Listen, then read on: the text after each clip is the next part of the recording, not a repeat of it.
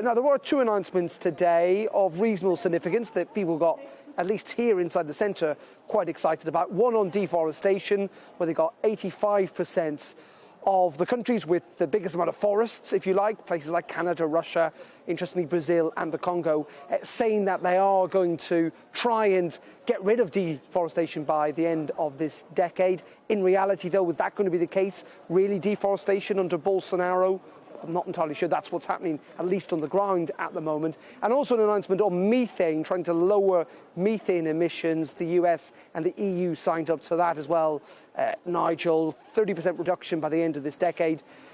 Again, quite significant in the sense that methane is the second largest contributor to greenhouse gases after carbon dioxide. We talked, didn't we, a lot yesterday about how gloomy and pessimistic, almost apocalyptic, the Prime Minister was in his language about COP and its success and the future and climate change. Today, the optimistic kind of boosterist Boris came back a little bit, in which he was suggesting that there is room for optimism, he reckons, at this summit, Nigel, using, and he loves his metaphors, about the ticking bomb, and that there was a bomb disposable team potentially on hand to help out. Let's have a listen.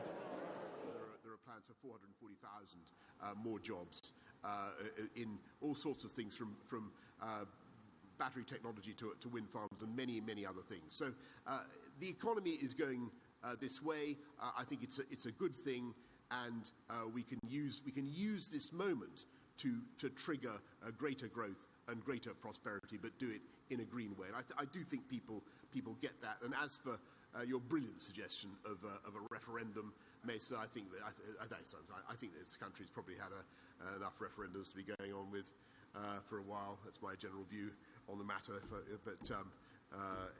Anyway.